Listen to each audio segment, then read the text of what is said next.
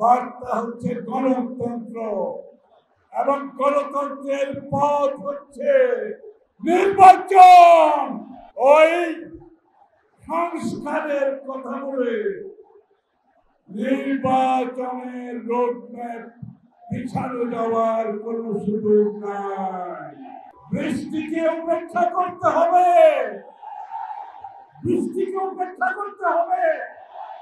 সবাই যার যার জায়গায় দাঁড়িয়ে থাকে, আমরা নিজে যাবো একটু করে, সবাইকে থাকতে হবে, বৃষ্টিকে উপেক্ষা করতে হবে। বাংলাদেশে আজকে তারুণ্যের কি হয়েছে? তারুণ্যের সুনামি হয়েছে বাংলাদেশে। কি হয়েছে? তারুণ্যের সুনামি হয়েছে বাংলাদেশে।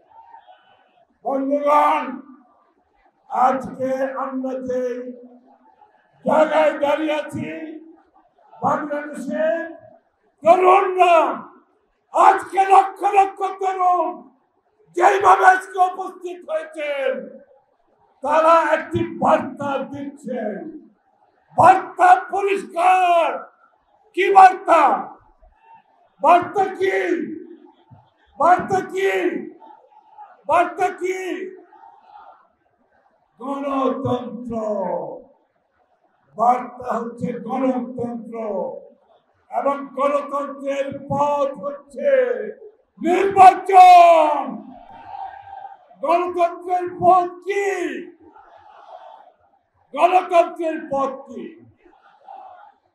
তাই আজকে নির্বাচন নিয়ে হেরাফেরা করে চলবে।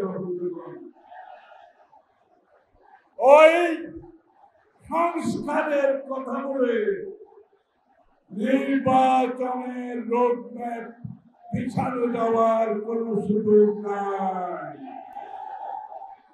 বিচারের কথা বলে রোডম্যাপ পিছানোর সুযোগ নাই। একটা ভাইয়া,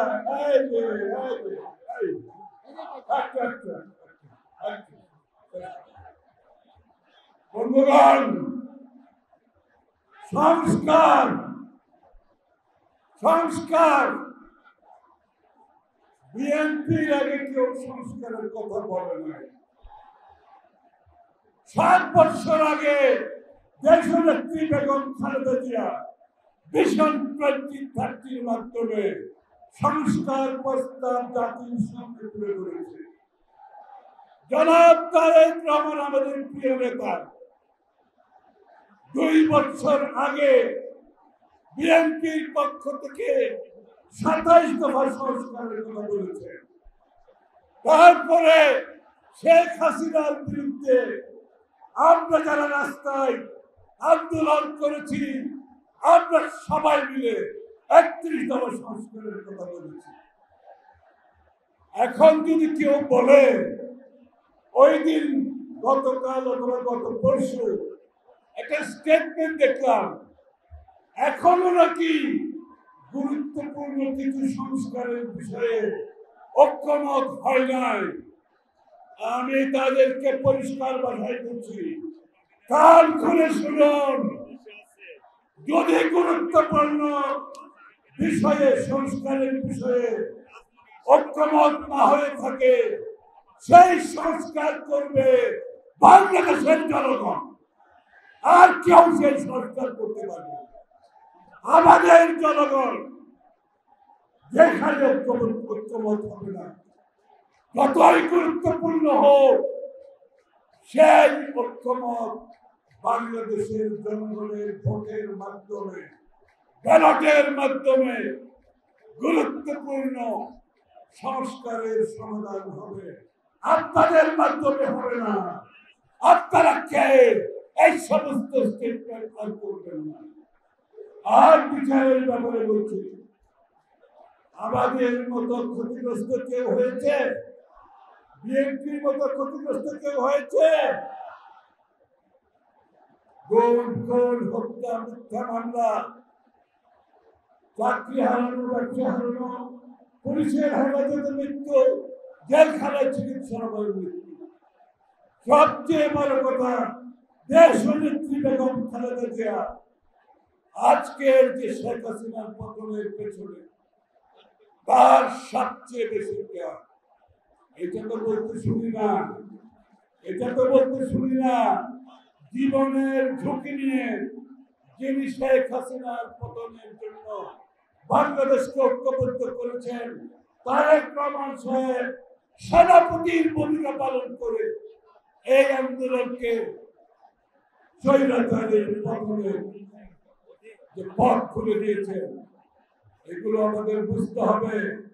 তাহলে বিচার যদি কাউকে করতে হয়, সেটা বিএনপি করবে, সেটা বিএনপি করবে। এই বিচার যদি অসম্পূর্ণ থাকে, সেই দায়িত্ব বিএনপি পালন করবে। কারণ আমাদের মতো এত কঠিন সময় কেউ অতিক্রম করে না, এত ত্যাগ কেউ স্বীকার করে না। যারা বিচারের কথা বলছে, আমি একটু বলছি কথা, যারা বিচারের কথা বলছে, শেখ হাসিনার যদি পতন না হতো, এই লোকগুলো কোথায় থাকতো?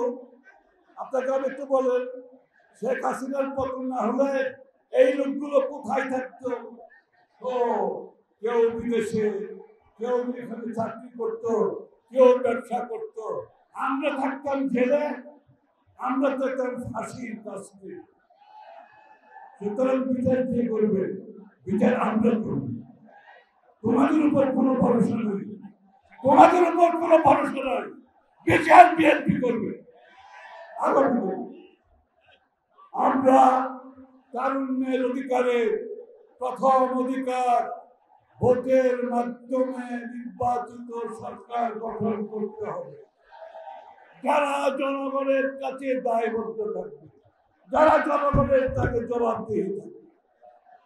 সেই নির্বাচন বিলম্বিত হলে এই তরুণরা জবাব দেবে, জবাব দেবেন, এই তরুণরা জবাব দেবে। সেই নির্বাচন যদি বিলম্বিত করা হয়, সবাইকে ধন্যবাদ।